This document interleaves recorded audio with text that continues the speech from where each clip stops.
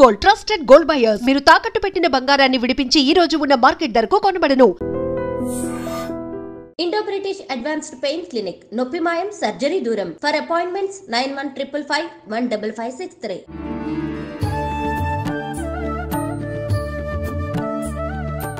నమస్కారం, welcome to I dream. ధర్మ మార్గం విత్ విజిత కార్యక్రమానికి స్వాగతం. అయితే కార్తీక మాసంలో మనం శివుణ్ణి ఎక్కువగా ఆరాధిస్తూ ఉంటాము. ముఖ్యంగా కార్తీక మాసం అంతా కూడా ఆరాధన చేయలేని వాళ్ళు ప్రత్యేకించి కార్తీక సోమవారాల్లో శివుణ్ణి ఆరాధించే వాళ్ళు ఉంటారు. అయితే మనకు ఆల్రెడీ మనం ఆఖరి సోమవారానికి చేరుకోబోతున్నాము. కార్తీక మాస 4వ సోమవారము. ముందు ఉన్న 3 సోమవారాలు ఈ పూజ చేయలేని వాళ్ళు, లేదంటే ఆఖరి సోమవారం కాబట్టి ఇంకా మేము ప్రత్యేకంగా చేయాలి అనుకునే వాళ్ళకు ఒక మంచి విశేషమైన పూజా విధానాన్ని తెలియజేయబోతున్నారు ఇప్పుడు గురుగారు. ప్రస్తుతం నాతో పాటు ఉన్నారు ప్రముఖ జ్యోతిష పండితులు నందిబట్ల శ్రీహరి శర్మ గారు. ఇప్పుడు వారితో మాట్లాడి 4వ సోమవారం యొక్క విశిష్టత, ఆ రోజు శివుడికి అభిషేకం, మిగతా క్రతువులన్నీ ఏ రకంగా చేయాలో అడిగి తెలుసుకుందాం. నమస్కారం గురుగారు. వాగర్థావివ సంపృక్తౌ వాగర్థ ప్రతిపత్తయే జగతః పితరౌ వందే పార్వతీ పరమేశ్వరౌ. సదాశివ సమారంభాం శంకరాచార్య మధ్యమాం అస్మదాచార్య పర్యంతం వందే గురు పరంపరాం. ఆదిత్యాయ చ సోమాయ మంగళాయ బుధాయ చ గురుశుక్ర శనిభ్యశ్చ రాహవే కేతవే నమః. శృంగేరి జగద్గురు పీఠాధిపతులకి, కంచి పీఠాధిపతులకి నమస్కారములు తెలియజేసుకుంటూ కార్యక్రమాన్ని ప్రారంభిద్దాం. గురుగారు, కార్తీక మాస ఆఖరి సోమవారం రాబోతోంది. అయితే ఇది 4వ సోమవారం. ముఖ్యంగా కార్తీక మాసం అనగానే శివుడి ఆరాధనకి ఎక్కువ ప్రాధాన్యత ఇస్తుంటాము. అయితే ఈ మాసం అంతా చేయలేని వాళ్ళు కనీసం సోమవారాలైనా మేము ప్రత్యేకించి చేయాలి అని ఆశించే వాళ్ళు కూడా ఉంటారు. అయితే ఎలాగో ఆఖరి సోమవారం కాబట్టి ఇంకా ప్రత్యేకంగా చెయ్యాలి, మిగతా మాసాలలో సోమవారం చేసేదానికన్నా ఈ మాసంలో సోమవారం, అది ఆఖరి సోమవారం అనంటే చాలా మందిలో చాలా ఉత్సాహం ఉంటుంది. మేము శివయ్య మీద భక్తి ఈ రకంగా చూపించుకోవాలి, అభిషేకం ఈ రకంగా చేయాలని. నిజంగా ఆ రోజున ఎటువంటి విధి విధానాలు ఆచరించాలి, ఆ రోజున శివుడికి ఏ రకంగా అభిషేకం చేస్తే బాగుంటుందంటారు? కార్తీక మాసం అంటేనే సకల పాపాలని తొలగింప చేసుకుని పుణ్యాన్ని సంపాదించుకునేటువంటి మాసం. అంటే చేయగానే పుణ్యం వచ్చేసేసి బాగా కోట్ల కొద్ది పుణ్యం వచ్చేసి మనం అవుతామని కాదు ఇక్కడ. అంటే ఈ నియమాలు పాటించడం ద్వారా ఏమవుతుందంటే 2 ఉపయోగాలు కలుగుతాయమ్మా. ఒకటి, మన గత జన్మ కర్మదోషాలు, పాపాలు ఏవైతే ఉన్నాయో ఆ పాపాలన్నీ కూడాను దగ్ధమైపోతాయి. ఆ శివుడి త్రినేత్ర జ్వాలలో మన్మధుడు ఏ విధంగానైతే దగ్ధమైపోయి బూడిదయ్యాడో మన పాప రాశి కూడా ఆ శివుడు ఆ విధంగా దగ్ధం చేస్తాడట ఆ కార్తీక మాసంలో ఉండేటువంటి నియమాల్ని పాటిస్తే. మరి పుణ్యం ఎలా కలుగుతుందని అంటారు? మనం చేసిందంతా పాపాలు తొలగించుకోవడానికి. పుణ్యం ఎలా కలుగుతుంది?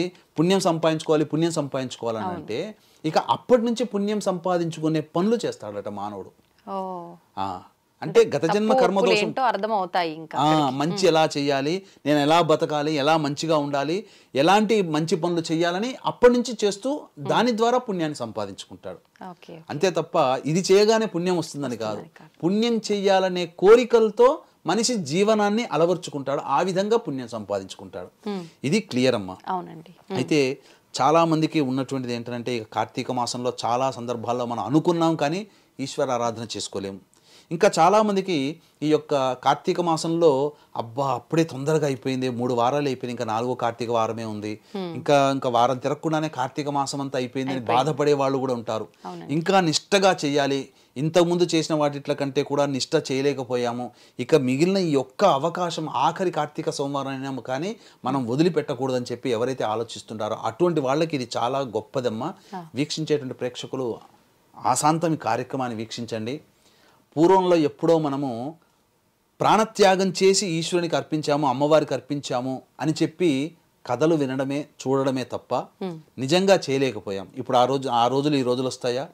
కానీ ఇప్పుడు నేను చెప్పేటువంటిది కార్యక్రమంలో ఆశాంతం వీక్షించినట్లయితే మనము ప్రాణంతో సమానమైనటువంటి దాన్ని మనం అర్పించడం ద్వారా మన ప్రాణాన్ని అర్పించినటువంటి ఫలితం మనం పొంది ఆ ఈశ్వరుడు మెప్పుని మనం పొందుతాము.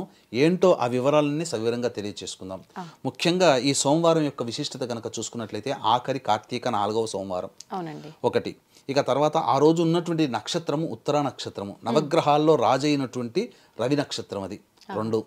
ఇక తర్వాత ఆ రోజు సోమవారం, చంద్రుడికి సంబంధించినటువంటి వారము సోమవారము. ఇక పైగా ఆ రోజు ఉన్నటువంటి తిథి దశమి తిథి, దేనికి? విజయానికి సంకేతం, విజయ దశమి అని అన్నారు. కాబట్టి ఈ 4 కూడా కలిసినటువంటిది. ముఖ్యంగా నవగ్రహాల్లో రాజు రవి, రాణి చంద్రుడు, ఎందుకంటే చంద్రుడు స్త్రీ గ్రహం కదా. కాబట్టి ఈ రవిల యొక్క కలయిక ఈ ఆఖరి కార్తీక సోమవారం రావడం చాలా విశేషం అని చెప్పవచ్చు. కాబట్టి ఆ రోజున ముఖ్యంగా శివారాధన చేసుకొని తీరవలసిందే. ఇక ఆ రోజున ముఖ్యంగా బ్రహ్మముహూర్త కాలంలో లేచి కాలకృత్యంలో తీర్చుకొని 4 గంటల కల్లా కూడా చక్కగా ఆ యొక్క శివ పరివార చిత్రపటానికి పూలమాల వేయడం, తర్వాత ఆ పటం ముందర వీలైతే అభిషేకం చేసుకోగలిగే శక్తి ఉన్నవాళ్ళు చక్కగా అష్టదళ పద్మం ముగ్గుతో వేసి మధ్యలో 3 తమలపాకులు పెట్టి దాని మీద ఒక గిన్నెని బోర్లించుకోవాలి. ఆ గిన్నెను బోర్లించుకుంటే అప్పుడేమవుతుంది, దాని మీద మళ్ళీ 3 తమలపాకులు పెట్టి దాని మీద శివలింగం పెట్టుకొని శివ శివ శివ శివ అంటూ అభిషేకం చేసుకోవాలమ్మా. ఈ ఆఖరి కార్తీక సోమవారం కాబట్టి మీకు ఎన్ని రకాల పండ్ల ద్రవ్యాలు దొరికితే అన్ని రకాల పండ్ల రసాలతో ఆ ఈశ్వరునికి అభిషేకం చేయండి. ప్రత్యేకించి పండ్ల రసాలతో చేయవచ్చు, పంచామృతాలతో చేయవచ్చు.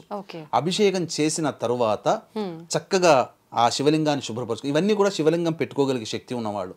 లేని వాళ్ళు ఇప్పుడు ఆ శివలింగాన్ని శుభ్రపరచుకున్నటువంటి తర్వాత శివాభిషేకం చేసుకోలేని వాళ్ళైనా శివలింగం అభిషేకం చేసుకున్న తర్వాత శివలింగాన్ని శుభ్రపరచుకొని చక్కగా అలంకరణ చేసి అప్పుడు శివాష్టోత్తరముతో మారేడు దళాలతో కానీ పుష్పాలతో కానీ అష్టపుష్పాలతో అనగా 8 రకాలైనటువంటి పుష్పాలతో కనుక ఈశ్వరుని అర్చిస్తే ఆ శివ సాయుధ్యం కలుగుతుంది.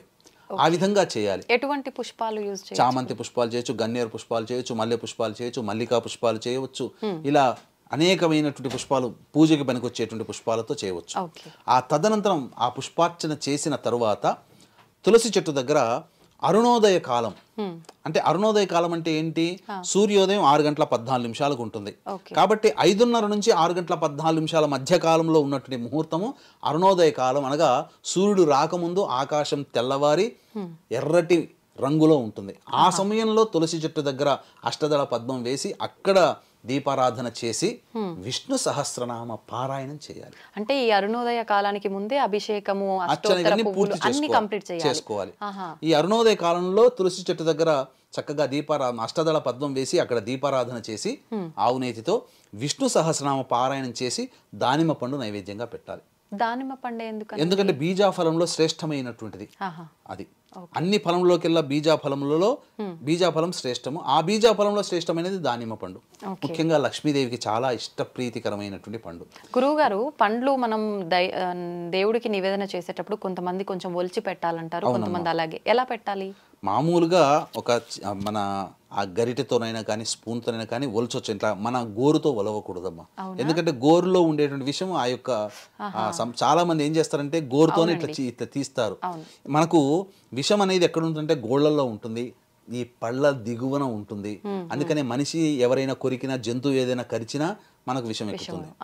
అలాగే గోల్డ్ రక్కిన జంతువులు, భల్లూకము కానీ పులులు రక్కితే, పిల్లి రక్కిన, కుక్క రక్కిన విషం చేరుతుంది. అలాగే మానవుడి యొక్క నఖములు, దంతములు, నఖదంతములు విషంతో సమానం. కాబట్టి ఆ యొక్క మనము ఇలా చేత్తో అన్నామంటే విషంతో పెట్టినట్టే లెక్క. కాబట్టి ఒక స్పూన్తో ఏదన్నా ఒక దాంతో లేదా ఒక చాకుతో కానీ కొద్దిగా దానిపైన ఉన్నటువంటి చర్మంని తొలిచివేస్తే ఆ బీజం కనబడుతుంది. ఆ బీజాన్ని పెట్టవచ్చు. ఆ విధంగా బీజాఫలం పెట్టిన తర్వాత ఆ రోజున వీలుంటే ఉపవాసం ఉండాలి. అందరినీ ఉపవాసం ఉండవని చెప్పట్లా. శివనామ స్మరణ చేసుకుంటూ ఉపవాసం ఉంటూ, ఉపవాసము ఉండలేని వాళ్ళు భోజనం చేయాలి. ఎప్పటి లోపల భోజనం చేయాలి? 12-1 గంటల లోపల భోజనం చేయాలి. మధ్యాహ్నం. ఎందుకంటే సాయంత్రం 5 గంటలకల్లా మళ్ళీ కాలకృత్యాదులు తీర్చుకోవాలి కదా భోజనం చేస్తే. అంటే వ్యవధి 4 గంటలు ఉండాలి. శరీరంలో పడ్డ పదార్థం అంతా కూడా జీర్ణమైపోవాలి. ఆ విధంగా అయిన తర్వాత 5 గంటలకల్లా మళ్ళీ కాలకృత్యాదులు, స్నానకృత్యాదులు తీర్చుకొని సూర్యాస్తమయ సమయం 6:14 ఉంటుంది కదమ్మా.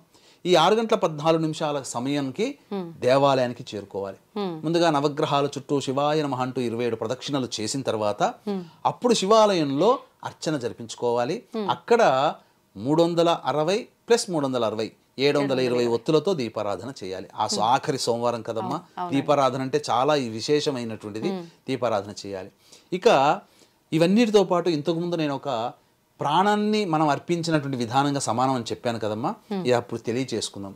వీక్షించేటువంటి ప్రేక్షకులకి గమనిక, డిసెంబర్ 1వ తారీఖు రోజున ఆదివారం అమావాస్య సందర్భంగా జాతకరీత్యా విద్య, వివాహ, ఉద్యోగ, దాంపత్య, సంతాన, అనారోగ్య సమస్యల నివారణకి మరియు గోచార రీత్యా వృషభ, మిథున, కర్కాటక, సింహతుల, వృశ్చిక, మకర, కుంభమీన రాశుల్లో జన్మించినటువంటి వారికి సర్వదోష నివారణ పూజలు, హోమాలు శ్రీశైల క్షేత్రంలో పర్ హెడ్ 1500 రూపాయలకు చేయించడం జరుగుతుంది. కార్యక్రమ తదనంతరం కాంటాక్ట్ చేసి గోత్రనామాలు నమోదు చేసుకోవచ్చు. ఇక ప్రాణంతో సమానమైనటువంటి ద్రవ్యాన్ని మనం సమర్పించి అభిషేకం చేసుకున్నట్లయితే ఈశ్వరుడి యొక్క అనుగ్రహం అతి త్వరగా కలుగుతుందమ్మా. ఏంటనంటే అన్నముతో అభిషేకం చేయడం. ఎందుకనంటే మనము పూర్వకాలంలో భక్త కన్నప్ప తిన్నడు అనే నామంతో ఆ ఈశ్వరుడికి ధారగా కారుతుంది, బాధపడుతున్నాడని చెప్పి కన్నుని, రెండవ కన్నుని కూడా పెడతాడు కదా. అలాగే ఈశ్వరుని పూజించడం కోసం త్రిపురాసురులు ఒక్కొక్క 1000 తామర పుష్పాలతో చేస్తుంటే ఒక్కొక్క పుష్పం మాయమైపోయింది. ఆ విధంగా వాళ్ళు తమ కన్నులనే అర్పించారు. అలాగే విష్ణువు కార్తీక మాసంలో ఆరాధన చేయడం వల్ల 1000 పుష్పాలతో అర్చన చేస్తుంటే ఒక పుష్పం లేకపోతే తన కన్నుని ఇవ్వడం ద్వారా ఈశ్వరుడు సంతోషించి సుదర్శన చక్రం ఇచ్చాడని మనం ఇంతకుముందు అనేక కార్యక్రమాలు చెప్పుకున్నాం. అంటే ఆ కాలము కాబట్టి, సత్యయుగం కాబట్టి, అది నిత్యమై సత్యం ఉంది కాబట్టి అది అపరభక్తిని చాటుకునే తత్వం. ఈ రోజుల్లో ఇక నేను నా శిరస్సుని నీకు అర్పిస్తున్నానని చెప్పి కోసుకుంటే ప్రాణం పోతుంది, కానీ శివుడు రాడు. కలియుగంలో దేవతలు కనిపించరు. కలియుగ ప్రమాణం ఎందుకంటే పాపము కాబట్టి ప్రత్యక్షము కారు, కేవలం స్వప్న దర్శనమే అవుతుంది. ఇక కాబట్టి ఇటువంటి కలియుగ ప్రమాణాన్ని అనుసరించి మనమైతే ప్రాణాన్ని ఇవ్వలేం.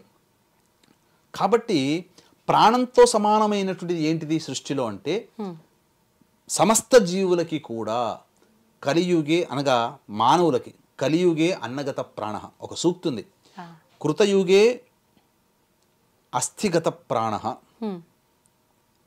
త్రేతాయుగే నరగత ప్రాణ, ద్వాపరయుగే చర్మగత ప్రాణ, కలియుగే అన్నగత ప్రాణ. అంటే కృతయుగంలో ఏంటంటే ఎముకలు ఉన్నంత వరకు మనుషుల యొక్క ఆయుష్ ఉంది. అంటే ఎముకలు ఎప్పుడు పాడవు కదా, ఎప్పుడైనా తీసినా వస్తుంటాయి కదా. అంటే 1000 సంవత్సరాలు జీవించారు ఆ కాలంలో. ఎముకలు ఉన్నంత వరకు కృతయుగంలో జీవించారు. త్రేతాయుగంలో నరములు ఉన్నంత వరకు మనుషులు, అంటే ఈ నర వ్యవస్థ బాగున్నంత వరకు జీవించారు, అంటే 100 సంవత్సరాలు జీవించారు. ద్వాపర యుగంలో చర్మం ఉన్నంత వరకు చర్మగత ప్రాణ, అంటే ఈ చర్మం పాడైపోయేంత వరకు మనిషి యొక్క జీవం ఉన్నది. కలియుగంలో అన్నములో ఉంటుంది. అందుకని మీరు ఎంత ఆకలికి ఎన్ని పదార్థాలు ఆకలిసినప్పుడు తిన్నా, అన్నం తిన్నప్పుడు ఇంత పట్టెడు అన్నం తింటే వచ్చే తృప్తి వేరు. మనిషి యొక్క పుట్టుక కూడా ఆ పురుషుడు తీసుకునే అన్నంలో ఆ యొక్క ఆత్మ ప్రవేశిస్తుంది, రేతస్సులోకి వెళుతుంది, కణములోకి చేరి ఆ కణము ద్వారా స్త్రీ గర్భంలో ప్రవేశం చేసి అన్నముతో ఫలదీకరణ చెంది సంతానం కలుగుతుంది.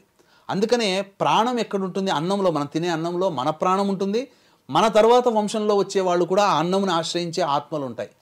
అందుకనే కలియుగే అన్నగత ప్రాణ అని చెప్పినటువంటి కారణం. కాబట్టి చక్కగా ఈ 5-6 గంటల కల్లా మనం ప్రెషర్ కుక్కర్లో అన్నం వండితే ముద్ద అవుతుంది. కాబట్టి గంజి వార్చితే అన్నము పుల్లలు పుల్లలుగా తయారవుతుంది. కాబట్టి కాస్త గోరువెచ్చగా, మరీ వేడిగా ఉండకూడదు. ఆ గోరువెచ్చగా 6:15 నుంచి 7:15 మధ్య కాలంలో ప్రదోషకాల సమయంలో ఈశ్వరుడికి, శివలింగానికి ఇంట్లోనైనా లేదా దేవాలయంలోనైనా, లేదా దేవాలయంలో బయట ఒక శివలింగాన్ని కూడా పెడుతున్నారు ఈ మధ్య. ఆ యొక్క శివశివ అనుకుంటూ ఇలా అభిషేకం చేసి ఆ ఈశ్వరుడికి నైవేద్యంగా ఏదైనా సమర్పించినా చాలు. ఆ ఈశ్వరుని యొక్క సాయుధ్యం మనకు కలుగుతుంది. మనము ప్రాణంతో సమానమైన దాన్ని మనం అర్చిస్తున్నాం కాబట్టి ఆ భగవంతుడు మనం ఇచ్చిన దానికంటే 1,000,000 రెట్ల ఫలితాన్ని మనకి ఇస్తాడు. తద్వారా మనకు మన ప్రాణమే మనం సమానమైనటువంటి అన్నాన్ని మనం ఎప్పుడైతే ఆ అభిషేకం ద్వారా ఆ ఈశ్వరుని అర్చిస్తామో తద్వారా ఏం కలుగుతుందంటే మనకు ప్రాణదాత అవుతాడు అతను. అంటే ఏ విధంగా ప్రాణదాత అవుతాడో మనకు, మన కుటుంబానికి ఏ విధంగా అవుతాడంటే ఆపద సమయంలో, ఇబ్బందులు, గండ సమయంలో మనకు ప్రాణం పోయే సమయాలు వస్తాయి చూడండి అమ్మా. అటువంటి సమయంలో మనకు రక్షగా నిలబడి మన ప్రాణాన్ని నిలబెడతాడు. దైవం రూపంలో, మానవ రూపంలో, వైద్యుడి రూపంలో, మందు రూపంలోనో ఏదైనా కానీ మన ప్రాణాన్ని, మన కుటుంబాలని రక్షించే స్థితిలో ఉంటాడు. కాబట్టి ఈ రోజుల్లో ప్రతి మానవుడు స్పీడ్గా వెళ్తున్నాడు, వస్తున్నాడు. క్షేమంగా ఉండాలంటే ఖచ్చితంగా అన్నాభిషేకము ఆరుద్ర నక్షత్రం రోజునైనా కానీ, లేదా ఆఖరి కార్తీక సోమవారం అయినటువంటి 25వ తారీఖు రోజునైనా కానీ చేసుకోవాలమ్మా, తప్పదు. ఆ విధంగా చేసినట్లయితే మన ప్రాణాన్నే మనం అర్పిస్తున్న భావన మనం కలుగుతూ చేయడం వల్ల ఆ ఈశ్వరుడు సంతోషించి మనకు ప్రాణదాత భిక్ష ప్రాణభిక్ష మనకు మన కుటుంబానికి పెడతాడు అని చెప్పడంలో ఏమాత్రం సందేహం లేదమ్మా. గురువుగారు, ఒకవేళ ఈవినింగ్ ఇదంతా చేయలేని వాళ్ళు ఉదయం ఇదంతా చేసుకోవచ్చా? ఉదయమైనా చేసుకోవచ్చమ్మా, తప్పులేదు. ఆ చేసి అభిషేకం చేసినటువంటి పదార్థాన్ని అంతా కూడాను భుజించవచ్చు. ఆ రోజంతా ఉపవాసం ఉండి తెల్లవారి భోజనం చేయవచ్చు. అయితే తెల్లవారి ఏకాదశి కూడా అయింది కదా, మరి 2 రోజులు ఒకేసారి ఉపవాసం చేయకూడదు కాబట్టి ఆ రోజున ఆ పెట్టబడినటువంటి అభిషేకం చేసినటువంటి ఏదైతే ఉంటుందో అది భుజించవచ్చు. కుటుంబ సభ్యులందరూ కూడా అభిషేకం చేసినటువంటి అన్నాన్ని భుజించవచ్చు. గురుగారు, ఆరుద్ర నక్షత్ర సమయంలో కూడా చేయవచ్చు అన్నారు కదా, అదెప్పుడు? అది ఆరుద్ర క్యాలెండర్ లో చూస్తే ప్రతి నెల ఆరుద్ర నక్షత్రం ఉంటుంది. మొన్న ఆరుద్ర నక్షత్రం కూడా వెళ్ళిపోయింది. అయితే ఛాన్స్ లేదు ఈసారికి, ఆ రోజే చేయాలి ఇంకా తప్పకుండా. నిజంగా చాలా మందికి శివుడు అంటే ప్రీతి, ఆయనని ఏ రకంగా ఆరాధించాలి, ఏం చేయాలనే ఆలోచనలోనే ఉంటూ ఉంటారు అలాంటి వారు. నిజంగా వారందరికీ ఒక మంచి విధానాన్ని తెలియజేశారు గురుగారు. ధన్యవాదాలు. సర్వం శ్రీ ఉమామహేశ్వర పరబ్రహ్మార్పణమస్తు.